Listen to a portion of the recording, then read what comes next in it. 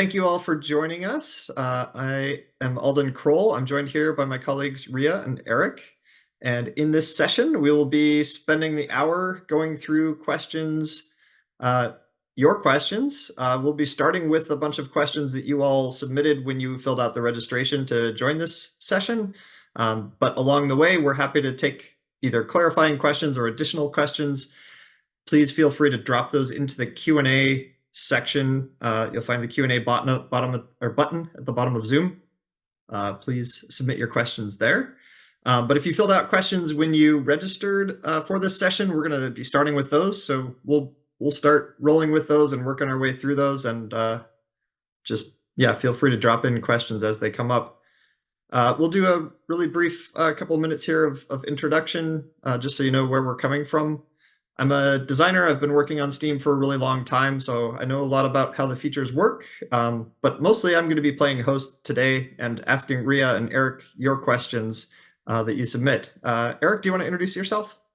Yeah, my name's Eric Peterson. I work on the Steam business team, have been for 8 years now, been in the industry for almost 25. So it's what we spend a bunch of our time doing is helping developers and publishers really all over the world to launch their games, answer their questions.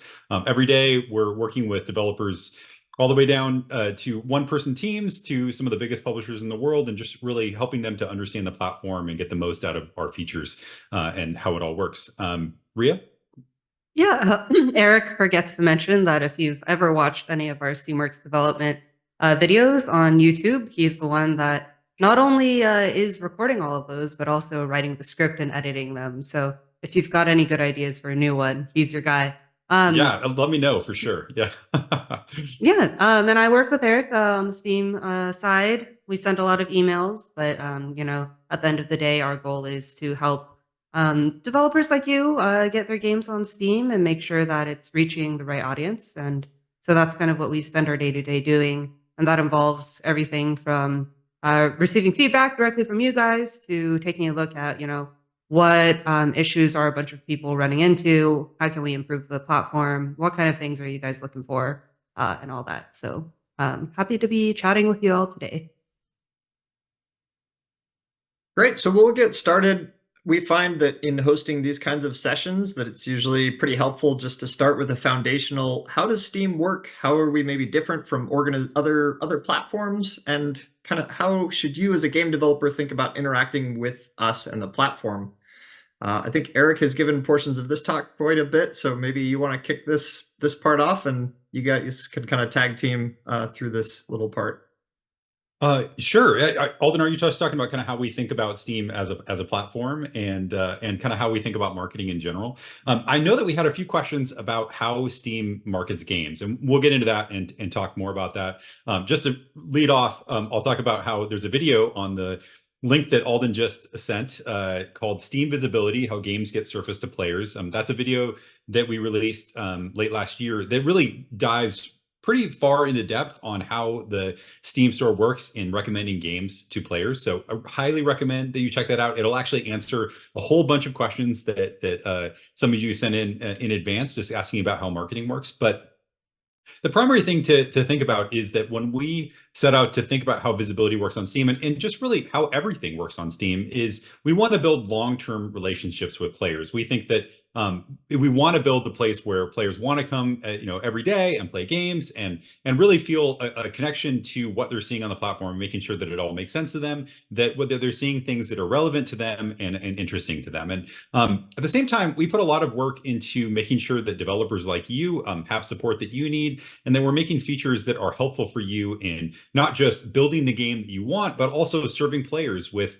your ongoing games and helping you to achieve things that you wouldn't be able to do without those features. So, it's really important to think about Steam in general as a worldwide platform. We are available in so many countries around the world, and the audience has grown so much that it's important to think about that in the terms of kind of how visibility works and also how you are thinking about serving players. So a couple of important things to keep in mind. We work quite a bit differently than some other platforms that you may have had experience working with. The primary things to keep in mind is we don't charge for marketing in any way at all. So you may have heard that you could buy marketing on Steam. That's not true at all. Actually, we don't sell marketing. You can't buy a placement for your game in any way on Steam, and that relates to my point about building a relationship with players, because we want instead of allowing developers to buy marketing space, we want to build a close relationship with players so that they'll see games that they're actually interested in and not just there because someone paid for it to be there. So you can't buy marketing on Steam. We really think it helps level the playing field and make the platform a much more even place for games to succeed. You don't need to know me or Ria or anyone else on or Alden or anyone else on the business team to get featuring or to get placement for your game on Steam. It's just not how we think about that it should work. And in addition to that, we really think that the store should be personalized for every individual player, so that everybody who is going to the store is seeing things that are relevant for them. I tend to like to play a lot of roguelikes, and I like to play a lot of kind of free-to-play MOBAs. So the store does a pretty good job of kind of showing me some great games in that category, and I love to see it. In addition to some other games that I may not have even thought about playing, or that are popular around the world.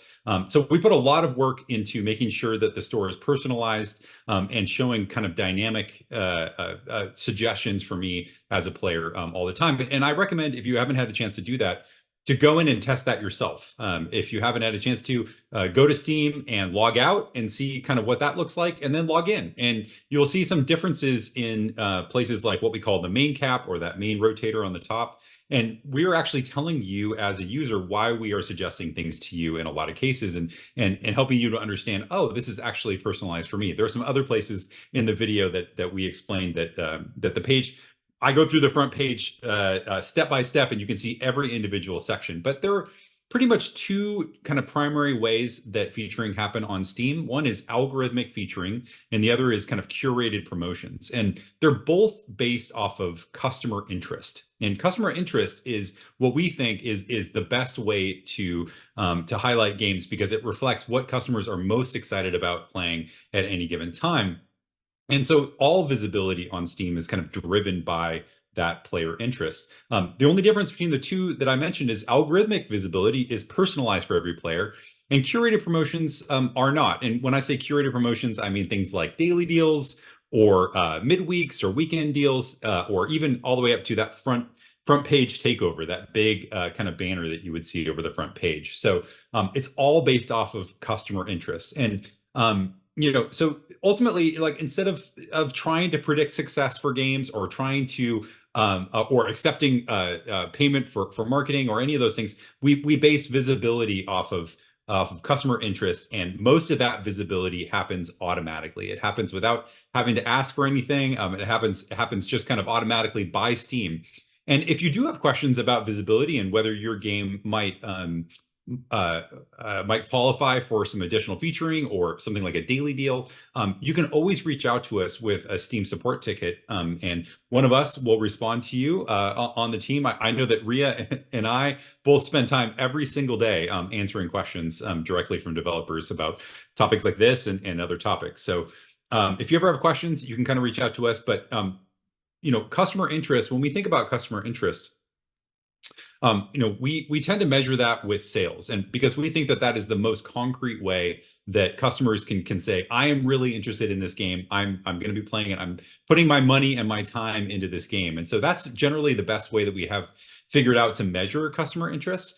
And there are some exceptions, and I get into it in a little bit in the video, but free-to-play games also kind of include some player numbers and player kind of playtime into that mix. But overall, it's really player interest that drives visibility on Steam, and ultimately, it's important to us for that long-term relationship with players to be showing them the games that they're most interested in. So that is a very long-winded way of saying how visibility works on Steam. But I highly recommend, if you haven't had a chance to, check out the video on that we're going to link. I think already, probably Alden's already linked it in the Q&A. But that will help you walk through the front page and understand how featuring works on Steam. If there are additional kind of follow-up questions on how visibility works, post them in the Q&A, and I'm happy to answer that. Yeah, and I think visibility kind of ties into general marketing advice. we had a number of people asking variations on, how do I think about marketing? How do I think about building an audience on Steam? What is a good timeline for me to think about as I'm putting up my store page? And so I think Ria wanted to kind of tackle this and had some great advice and things to say about this. So you want to take that away? Yeah, I definitely can. The first thing to get out there, I think, is I'm borrowing this from Eric, but launching on Steam is not a marketing plan.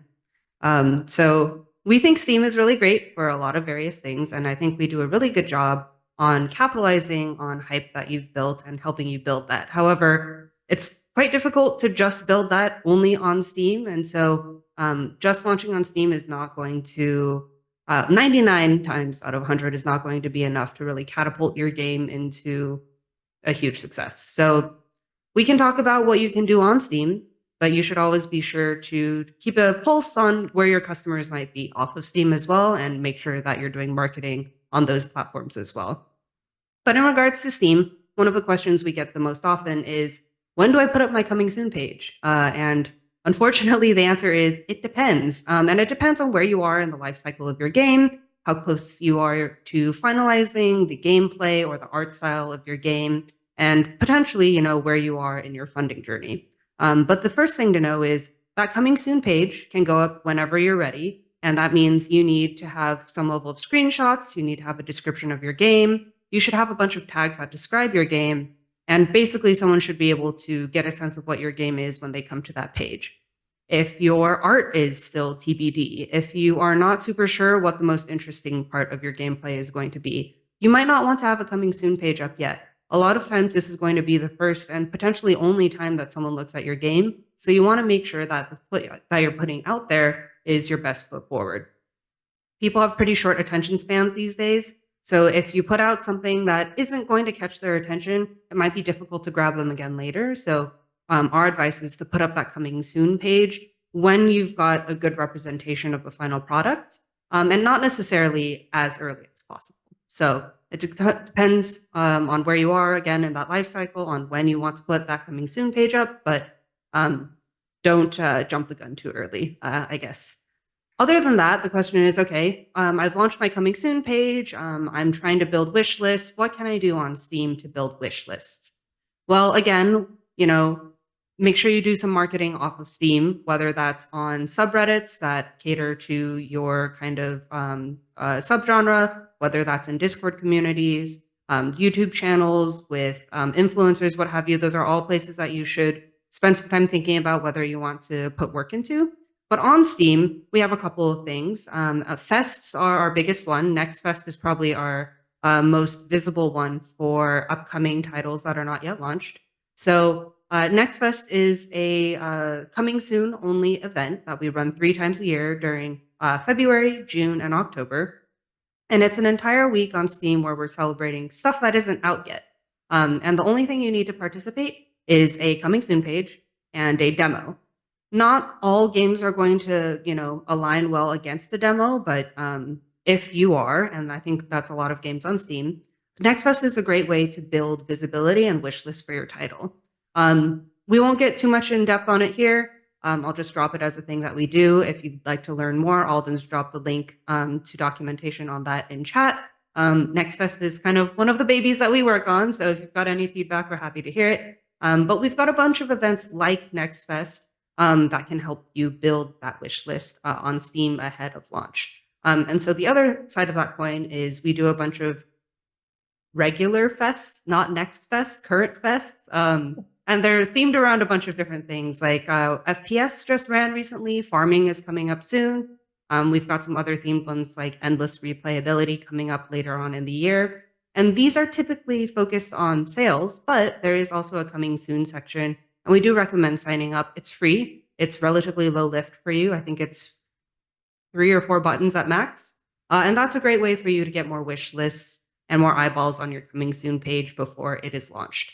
Other than that, there's also a bunch of stuff that happens on Steam outside of the stuff that we're putting together. A local game development group in your area might have a Steam sale page that they're putting on for the Pennsylvania indie group. If there is a Pennsylvania indie group, I'm sorry. But there's something like that going on for basically everything under the sun.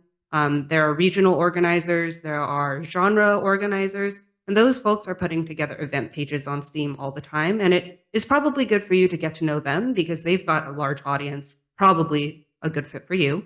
And they can help organize things on Steam that you can join for more visibility. I'm going to take a quick break and pass it off to Eric for other things you can do on Steam in regards to marketing. Well, that's a really exhaustive list of things that you can do on Steam, and I think that's awesome. Ria did mention stuff off of Steam, and so I thought I'd talk about that just for a second, because I think that's important, for you as a developer to think about getting the word out about your game. And typically we talk about this in terms of building momentum for your game ahead of your launch. So one important point that comes up in that video that I talked about last time is that Steam doesn't make permanent decisions about your game. So if you have a launch that maybe doesn't go that well in your mind, or you feel like you could have done better, Steam doesn't make a permanent decision to say, "Oh, well, this game, we're not going to feature this game," or "This game, isn't exciting to players."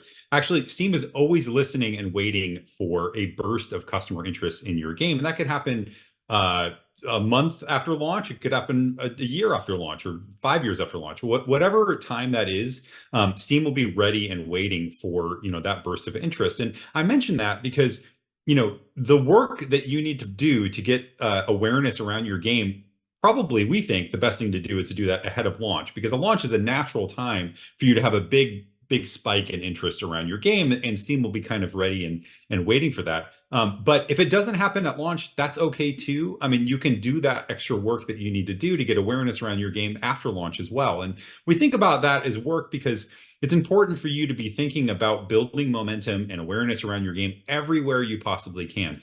Doing all of those things that Ria said, on Steam, really important. And there's some really powerful tools. NextFest is a crazy powerful tool, but you should also be doing things off of Steam and social media, or on user groups for specific things in your genre, or trade shows, or paid marketing if you want, not required at all, but like that's the thing that some developers do, or working with influencers, or working with the press and trying to get previews out or reviews out. Everything that you can do to build awareness for your game will help build that spike of customer interest that will affect visibility and will affect awareness around your game on Steam. So it's all important to do. And the best analogy that I can come up with is, if you go into your launch on Steam, kind of like you're a ship, the launch of your game is a ship, and you go into launch of your game with no wind in your sails, you know, there won't be much to build off of. There's no momentum of you kind of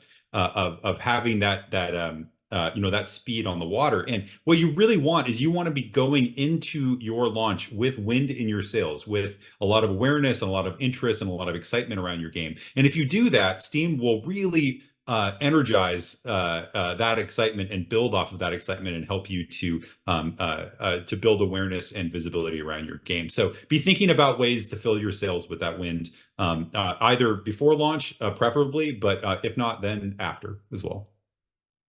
Yeah, and you might find that you'll need to experiment with a lot of different ways. Just try some stuff and see what works for your game and your audience. I think some of the most helpful articles that I've seen written about game marketing are case studies of things that went well and things that didn't go well, with developers trying out different approaches, whether, that's any of the different channels or avenues that Eric just talked about and Ria's covered. You'll probably find something that worked for game X is totally not going to work for your game. But you may find a different channel or a different community where it really hits and resonates with your audience. Yeah, exactly. I mean, every game, we talk about this all the time, at work, but really every game is different. Every game has a separate set of kind of opportunities and challenges, and it's its own puzzle. And in addition to that, every community around a specific genre or a type of game is different as well. So there's no kind of right way to do things necessarily, but it might take some experimentation, as Alden mentioned, and really kind of trying some things. Some developers out there swear by working with influencers, and others say, "Oh, well, I haven't had any luck with them. Actually, I had the best luck with just doing my own marketing via social media or talking to other people." So really try some things, see what resonates with your community, and see what works for you. Eric, I'm going to throw this one to you. There was during registration, one of the questions that came up was sort of a variation on this, which is, are there particular tips or approaches for building audience for a multiplayer game in particular? Oh yeah, I mean, well, multiplayer games are kind of interesting because you have the addition of kind of challenge of making sure that you have enough players, right, to kind of gain critical mass or to have enough people to play with. A couple of things that I would suggest in the multiplayer space is utilizing some of our tools that allow players to. Well, it depends. I mean, free to play or not, it kind of those are two separate questions. But either way, I would personally kind of think about using Steam Playtest as a way to get feedback around my game and also try to get as many players in the game as possible. One, to test your servers, test your test your gameplay, kind of test your game in a stress test, but also kind of an awareness tool. I mean, it's a way for you possibly to get a bunch of people who are kind of interested in your game or might like your genre, get to play for free for a bit, and kind of see if it's for them. In addition to that, I would just be thinking about, well, one, if it's a premium game, thinking about kind of how to price it appropriately, how to make sure that you can get as many people in the game as possible. And if it's a free-to-play game, just making sure that your initial kind of gameplay loop is as positive and interesting as possible, so that you can kind of make sure that you have an effective funnel in getting as many people in there as possible. But I mean, multiplayer games kind of have a separate set of challenges than a single player game does, and they all have challenges. They're all their own puzzle. But I would look to try to utilize some of the Steam features to get around the most people as possible. I mean, Next Fest is another way that you could try to gain awareness, try to get a lot of people into a demo for a multiplayer game, and get people kind of playing the game and used to that gameplay loop, and then enticing them down the road with more maps or more weapons or more heroes or whatever it is that you've got for your game, so that you have a built-in audience. And building wish lists is a huge part of kind of that pre-awareness for your game, and hopefully later on, could kind of build an audience for your multiplayer game that will help you to achieve critical mass. Because it feels like that is the challenge for multiplayer games, is getting enough people into the game so that it creates a satisfying gameplay loop and everyone's able to have fun. Yeah, and you may also want to communicate maybe some specific times, during these play tests where your community can come together and, maybe play with you as developers, and Yeah. maybe you get all your friends to join in so that you have particular moments where you can have enough critical mass for everybody to have a really good matchmaking experience, for example. Mhm. I'm going to circle back to kind of our broad topic of how to prepare best for release. And one of the questions that came up was, how do I think about optimizing my store page? So I'm putting together a store page for my coming soon, and I'm thinking about what should be there for launch. So what are some of the best practices and tips? I think Ria's going to talk about this one. Yeah, I love getting this question. First of all, no, we don't have A/B testing. Sorry, that's a question that comes up a lot, so I'll preface with that. But aside from that, I think the most useful thing you can do is try and find someone who doesn't really know what your game's about and is willing to give you brutally honest advice. And then sit them in front of your store page and ask them if they can tell you what your game is about. And if they cannot do that, you got a lot of revamping and work that you need to do. We do see people try and micro optimize their store pages. They will change the wording of of the little blurb up top, or they will change the order of their screenshots, and they'll do a lot of these micro, adjustments. And I'm sure that they see some form of result one way or the other. But for us, we really think that it's mostly about making sure you're communicating in a clear and efficient way what your game is about, what people can expect when they play your game. And it's mostly an expectation setting thing. So, one, is the art on your store page reflective of the art in the game? If not, you should probably fix that. Two, is the description and the rest of the body of text descriptive of what the gameplay is going to be about? You can give me 4,000 words about the setting of your game, but if you don't tell me that it's a turn-based RPG in the first few hundred, I'm probably just going to step away from that without knowing more about your game. And then three, we do give you an opportunity to put trailers and screenshots in there. So many people want to put just beautiful screenshots that are mostly art or cutscenes from their games. Please put something with UI in there. UI is the deal breaker for a lot of games. please put something in there where people can understand what it's going to be like to play your game. You can put the prettiest thing up there on Steam, but we do have a refund policy. So if people's expectations aren't met when they boot up the game, they're not going to have a great time. So it's very important to make sure that whatever you're showing on your store page, it should be representative of what that game is. And so we don't have any advice in terms of you should have a four letter game name instead of 12 letters, because we've found that that works better. We don't have that level of granularity, and we don't think that matters so much as, is that store page really telling the customer what your game's going to be about?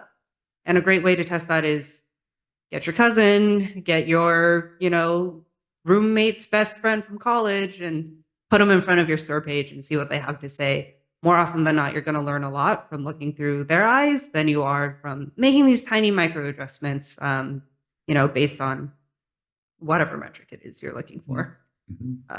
Anyways, that's my soapbox.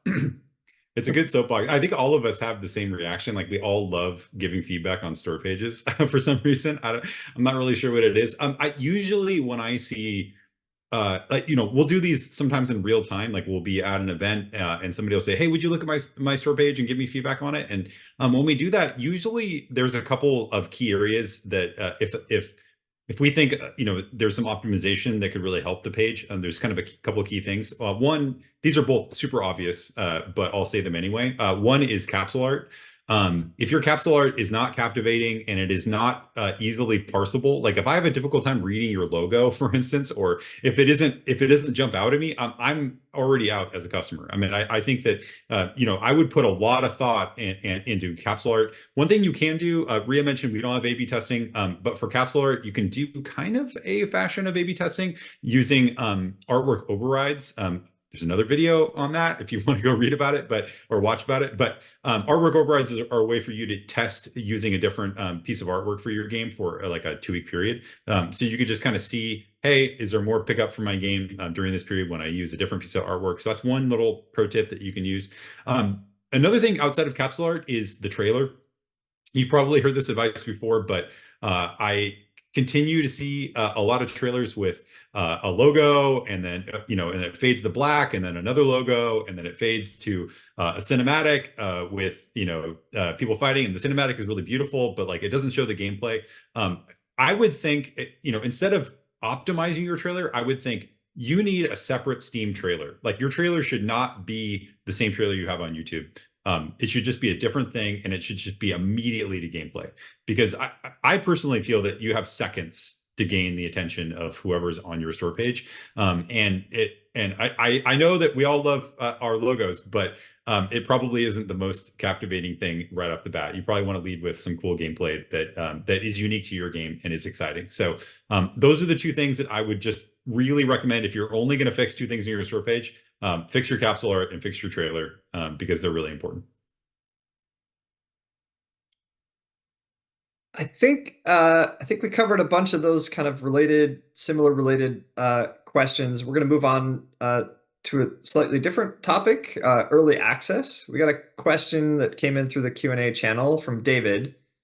He's saying, after having some moderate success in early access in less than a year, what are the key mistakes to avoid or things that he should think about as he works on kind of boosting and growing his game over time? Ria, I think you wanted to talk about this one. Yeah, I have many soapboxes. One of which is for early access, which is I think the most important thing, other than make a fun game, which like we can't really give you too much advice on. Like there's an entire industry of books and teachers and feedback that will get you better, more widespread advice there. Because if you ask me, I mean, make a farming simulator. So like, ask other people. But the important thing about early access is people who play early access games are really sensitive to this idea of games being abandoned.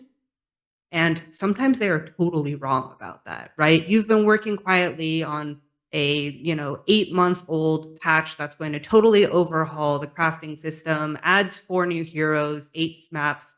And people in your community might be saying, hey, this game is abandoned. The dev hasn't said anything in 8 months, like go spend your money on something else. And that's terrible, right? So even if you don't have anything to share directly with your audience at this exact moment in time, you should tell them what you're working on. That only gives you a certain amount of grace, right? We see a bunch of early access games go years without getting a patch, and that is when people get really mad and stop buying your game.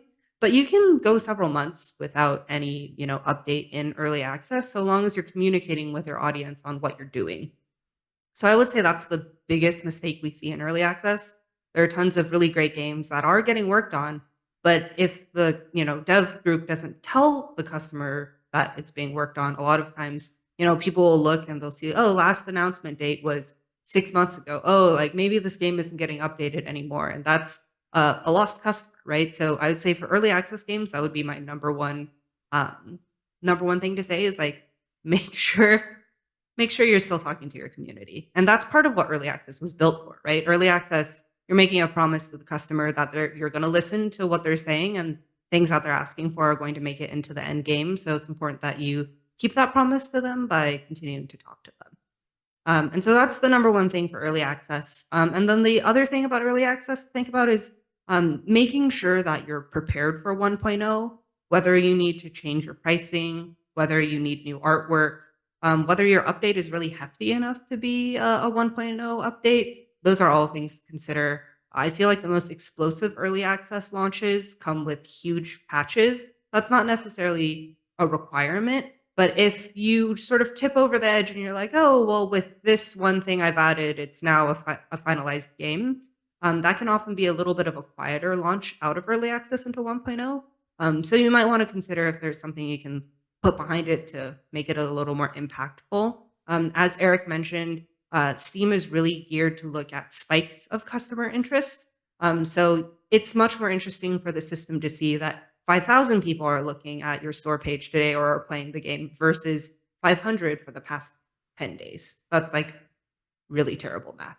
But I hope you get a sense of what I mean in terms of like spikes are very important. So those are my 2 cents for early access. If you had questions outside of early access, you may want to ask your question in another way. But hopefully I have at least covered some of the things you might want to think about. Yeah, that's great.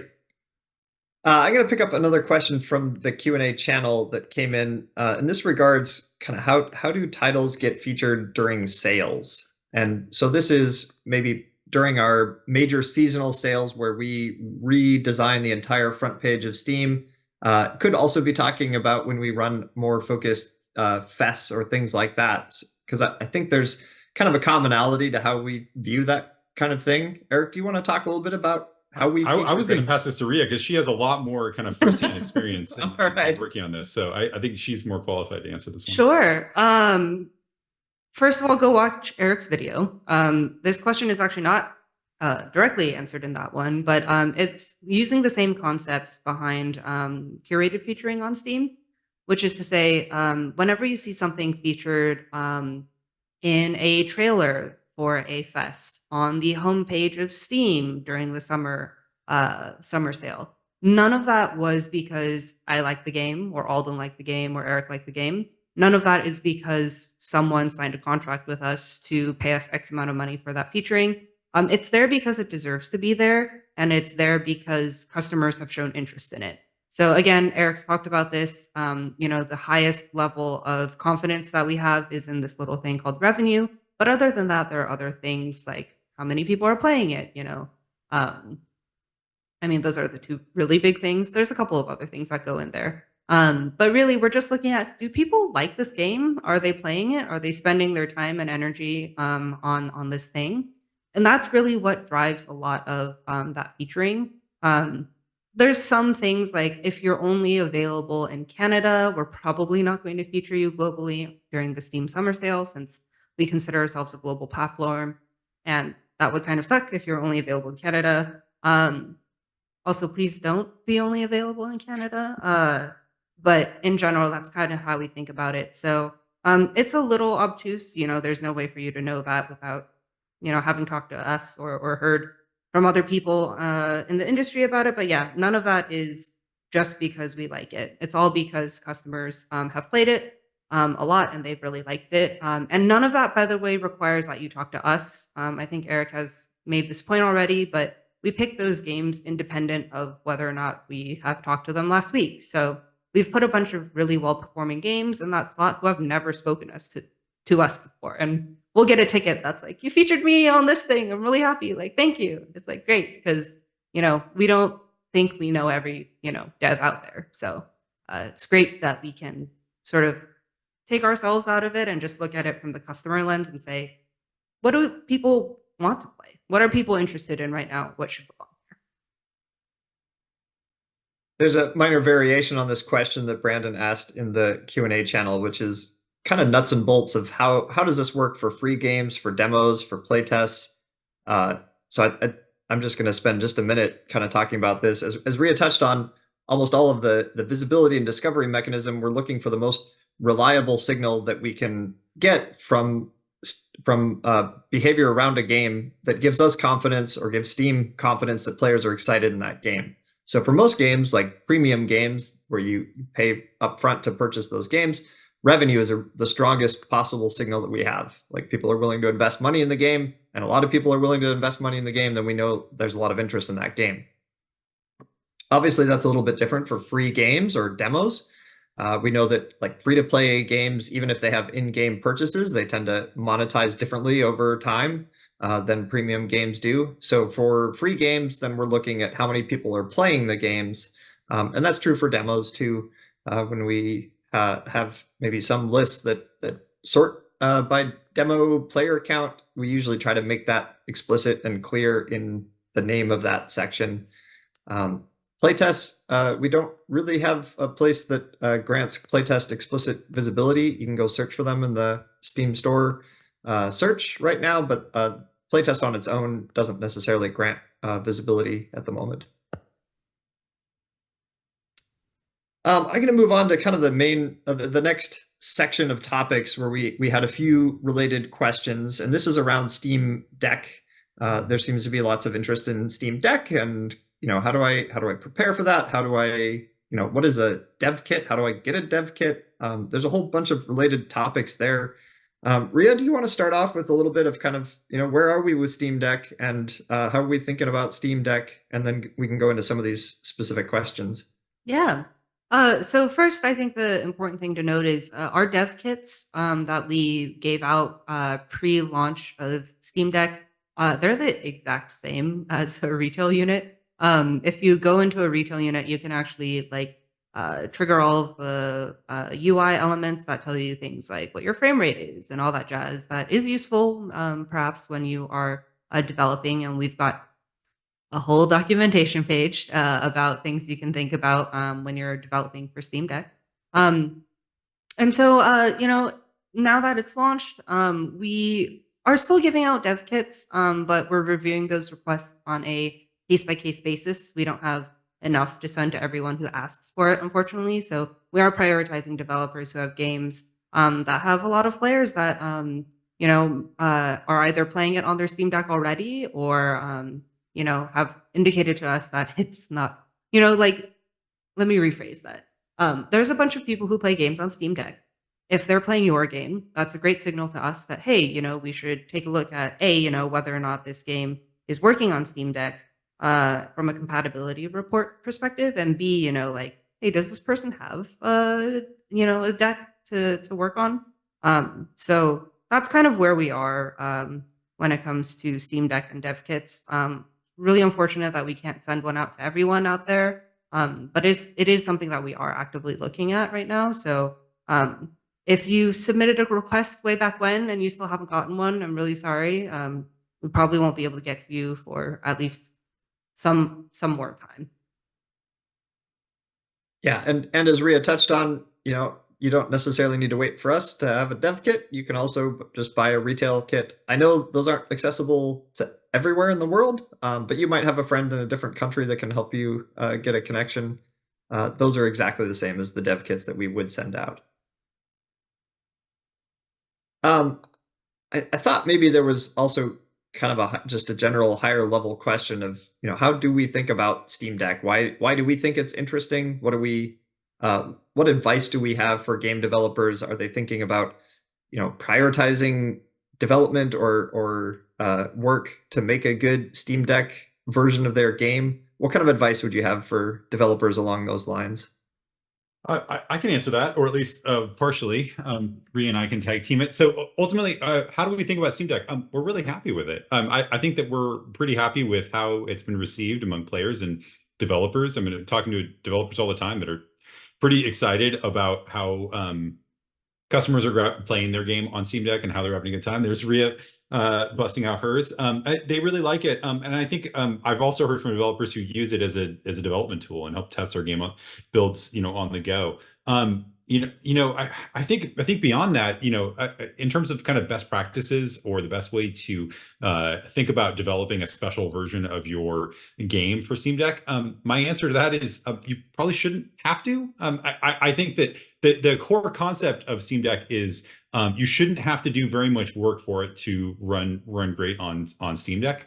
There are a few exceptions. So if you're not aware, Steam Deck doesn't run Windows; it runs Steam OS, and so because of that, there's a compatibility layer that helps to run the Windows version of your game on SteamOS, Linux, essentially. So it's kind of our job to try to make sure that that works as best as possible, and we are working so hard to make that happen. And by and large, most developers that I talk to kind of say, "Hey, it just works great." Like I was expecting to do a bunch of work, and I didn't have to. It worked awesome, and that's great. But sometimes there are some kind of sticking points that can make the experience not ideal. General rules of thumb are if you're making your game to have great controller support, it's probably also going to be a great experience on Steam Deck. I like to think of Steam Deck as sort of it's a portable gaming machine, but it's sort of a laptop with like two controllers stuck on the ends. So if you have to think about it as, is my game a good controller game?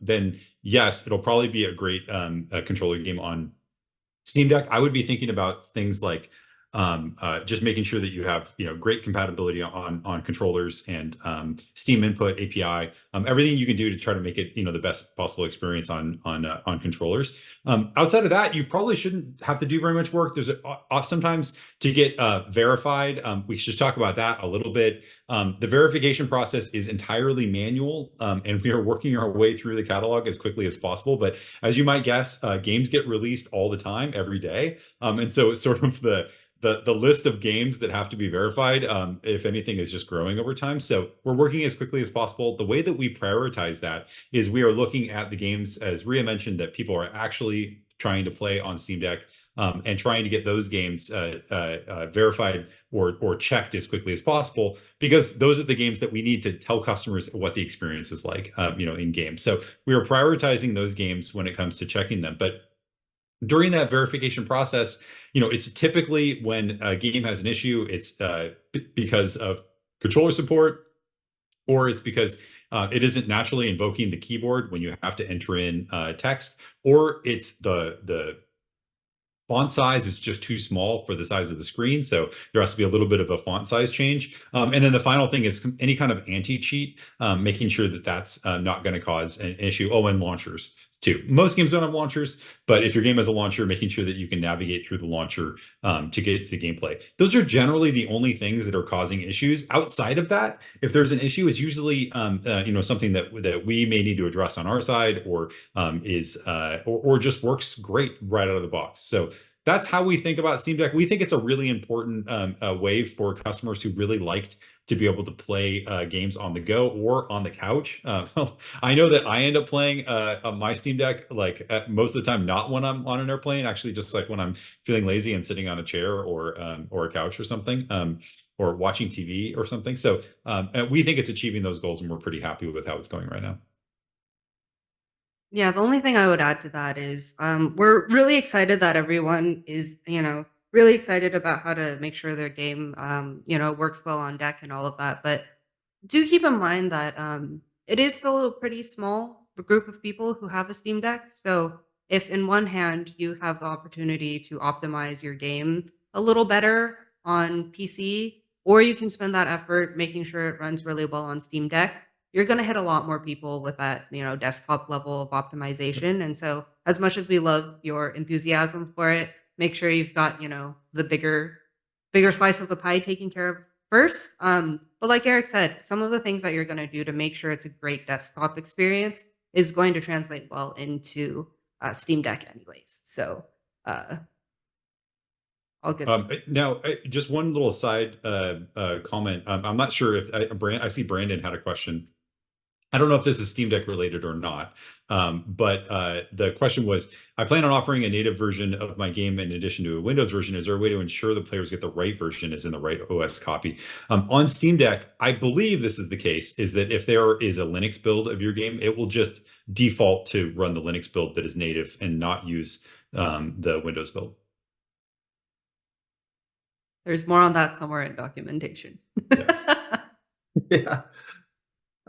Yeah, and for whatever operating systems you target with your build, and you can target Mac, PC, Linux, when you're setting up your different builds in the backend, there's ways to specify, which file to launch when the user is launching your game on each OS, and how to bundle up your different OS builds. So there's a lot of information in the Steamworks documentation about preparing your builds for different operating systems. Eric, we had a question about demos. Some people had some interest in kind of how do we think about demos? Are they effective? Are they effective ahead of game release? Are they effective once your game is out? And I think you wanted to touch a little bit on this topic. Yeah, this is an interesting topic. Let's talk about demos for sure. So I like this topic, I think, because I've been in the industry so long. And it's interesting to me because this has been a topic since the beginning of demos, literally for decades. And the question is always, should I make a demo? And if I make a demo, is it going to help me sell more copies of my game? And decades later, we do not have an answer to this question, other than the really frustrating answer that I'm about to give you, which is that if your demo is really good, it's going to help you sell more copies of your game. If it is not, then it could actually negatively affect the sales of your game. I have seen actually recent evidence that this is the case. That a demo that wasn't a great experience was actually, when we take a closer look at it and saw the conversion rates, that maybe in fact the conversion rates were so low that it might have actually been dissuading customers from actually buying the game. So that can happen. On the other hand, I think we can all name some demos that we've played in the past that were so awesome that we were like, wow, I need to buy this game immediately. And so that's a hard thing to quantify. I can't tell you whether or not your demo is awesome. If it is, then I would definitely do it. Another question is, like, should I make a demo? That is also a really tough question because you're taking away dev resources from your full game to make a demo. And it really depends on how difficult that is for you as a developer to carve off a piece of the game and make a demo out of it, and whether that's feasible for you. And two, whether or not it's going to be worth it if that section is awesome. These are really kind of squishy topics. I think that's part of the reason why no one's figured out the answer over time, because it depends. Like so many things on Steam, it depends on whether it's good or not and exciting. We don't have any data to support whether or not you should do it. There are so many questions on Steam that we get from developers saying, well, surely you have a look at everything. You can just tell me whether I should make a demo, or you should tell me like what color my capsule art should be. And the reality is it just depends so much on the content and the quality itself. So I would think hard about what the content is in my demo and how hard it is going to be for me to do it, and then decide whether you think it's worth doing. We can't just tell you yes or no. So that's the demo thing, I think, largely speaking. However, I will mention one other kind of X factor. I said people have been talking about this for decades, and they don't have an answer. There is one kind of additional element that has recently happened on Steam, that is Next Fest, that kind of changes that dynamic a bit. Because if a demo is awesome, and I believe in you, and I believe that you can make an awesome demo, then and it's in Next Fest, it has a chance of actually really pulling some weight, of actually making a real difference in helping you to get awareness and excitement and wish lists around your game. So if I were to make a demo and I wanted to decide to do that, I would definitely be aiming towards trying to figure out a way to incorporate it into Next Fest, because that changes the calculus a bit. I was offended you didn't say anything about Next Fest, but now I'm appeased, so we can move on. I'm glad. Rhea and I spend a lot of time helping organize Next Yeah. Fest and pulling those off. So we have entire Q&A sessions that are recorded and up on our YouTube video channel that talk about nothing other than Next Fest. So if you're curious and you want to know more, please check those out. I'm going to move on to a question that came in our Q&A channel, which really gets into broadcasting on Steam. And this is something that is also part of Next Fest, but it's also something you can do anytime on your store pages. Maybe Ria, do you want to talk a little bit about kind of what we see as benefits to broadcasting and any best tips or advice? Yeah, broadcasting is it's a really interesting one because on one hand, it's a great way for a customer to land on your store page and in the span of 3 seconds really understand what your gameplay is because hey, there's a little clip of it running. So in that sense, it's a really useful sales tool for you because people can see pretty quickly what the game is about, what the art style is, and all that jazz. On the other hand, if they land on a section where there's not really gameplay going on, or if something goes wrong with the stream, it can sometimes not be like the best representation of your game. So pre-recorded streams are allowed. People do ask that. We typically, I don't think we've ever actually looked at it and seen if running streams 24/7 increases your sales in any measurable way. But we do have a bunch of people on Steam who definitely do that.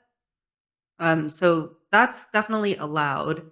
In terms of, is it going to increase your sales? Would we recommend it, etc.?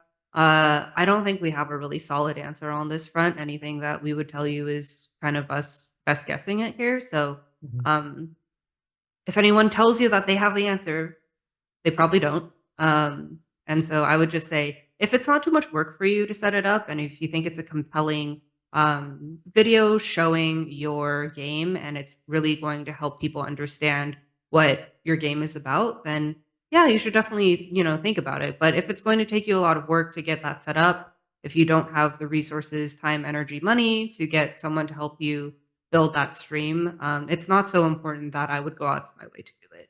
But if you're looking for like micro optimizations where you think you've done everything else, that might be somewhere you want to spend your time.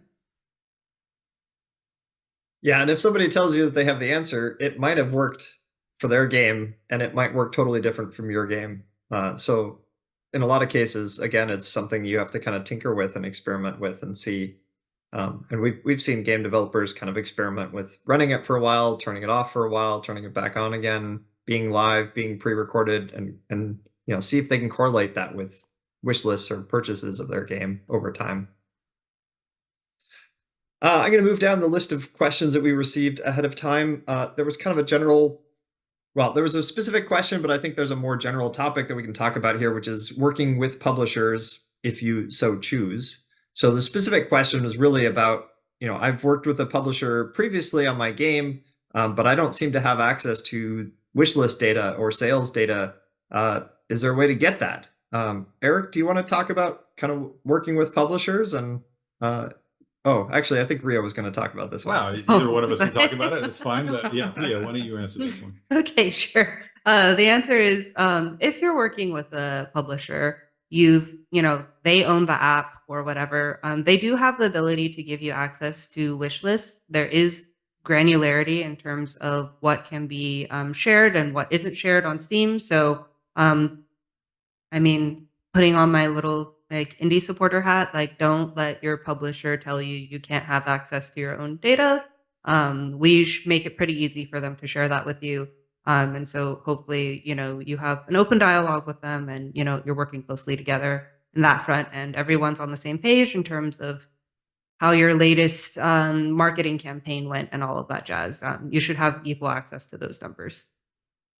Um, I'm actually going to pass it back to you, Eric, on the question of like, well, what else is there to know about working with publishers on About Steam? working with publishers? Well, I think the main thing is well, one, it kind of relates back to what I started with, which is you don't need to know one of us to find success on Steam. And in that same sense, you don't need to have a publisher to get access to anyone at Steam. Anyone is able to reach us via support ticket, or if you see us at a conference or any other way, at a live Q&A, being able to ask questions.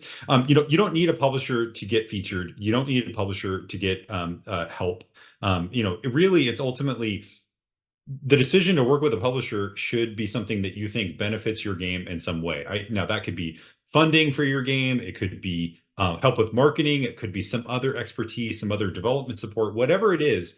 If you think that they are offering you something of value for your game, work with a publisher. Absolutely do it. But I just say this because I think that you shouldn't work with a publisher just because you think that is the only way to get featured or the only way to find success. There are lots of developers every day who launch on Steam who find lots of success without a publisher because they decide to self-publish. So use a publisher if it makes sense for you in your specific case because they're bringing you value, but don't think that you need one just to access success or access us on Steam.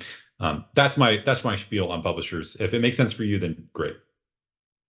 And even if you do end up working with a publisher, you probably still want to spend a lot of time thinking about who you or your studio is as a brand, and how do you make sure that the customers that like the kinds of games that you specifically are making, how can they follow you and stay in contact with you? So on Steam, there's a way to set up not only publisher pages, but developer pages.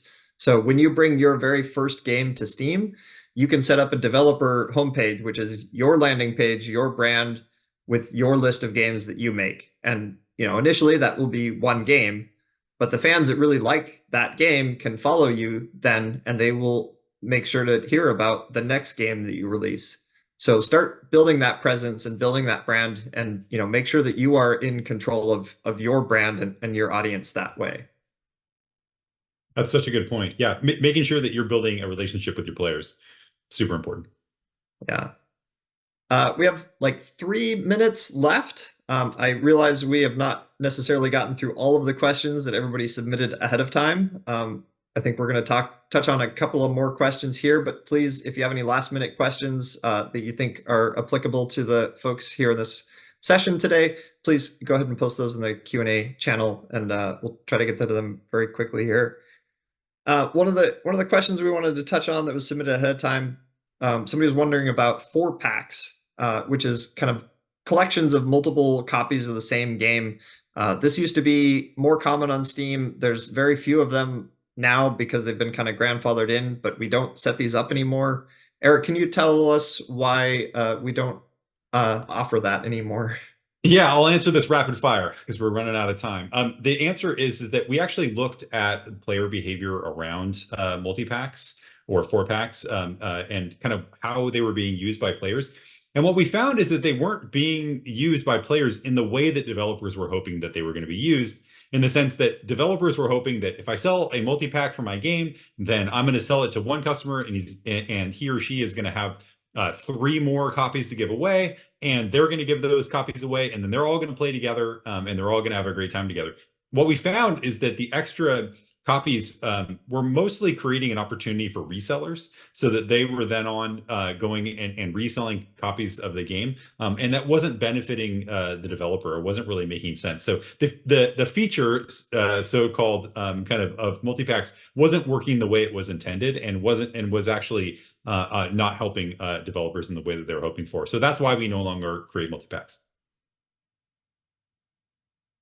And then I think with 1 minute left, I think the last topic we really want to touch on is, how do people get a hold of us when they have questions, they need support, or they just want to keep in contact, make sure that they're receiving communication from us? Do you want to walk through all the couple of different ways that are really key for that? Well, number one, make sure you go into Steamworks right now and make sure that you have receive Steamworks communication turned on.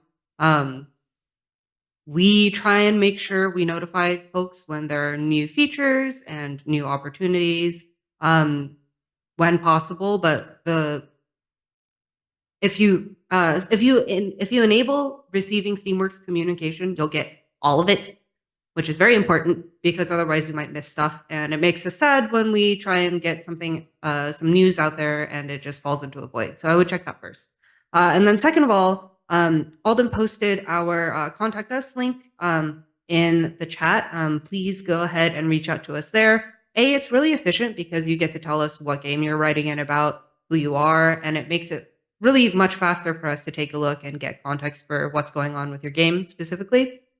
So those would be our 2 favored, or not 2. I guess our favored communication path would be that ticket path. As Eric mentioned earlier in this hour, we are in there all day. So we are talking to a bunch of people that way. And we really appreciate the ability to get through all of your questions quickly with as much context as possible. But you don't have to have a problem. If you've got a question or if you've got a philosophical topic you want to ask about in regards to how Steam works or a big decision that you're making for your game, feel free to reach out to us there. We're happy to give you advice. Although my caveat is always we work here at Steam and at Valve, and what works for us might not work for you. So if you've got what's an example of a thing that we don't really have? If you've got a premium subscription thing with like 80 DLC, you might want to go see if you can talk to someone like Paradox, because they're going to have much better advice for you than we can. So I never know how to finish these statements other than No, that's that is the end of that is the end of my statement. Yeah. And with that, we're out of time for this session. Thank you all for joining us. Thanks for the great questions. We hope we were able to at least answer most of the questions or burning questions you had on your mind. Otherwise, please use the ticketing system to file a ticket and ask us your question there, and we'll get back to you. Yeah, I thank you all for joining us. We have recorded this, so we should have this up on our YouTube channel sometime in the near future as well. Thanks so much for coming, everybody. Yeah, thanks everybody. Have a good rest of your day. Good luck on whatever it is that you're working on, and hopefully we'll see you on Steam soon.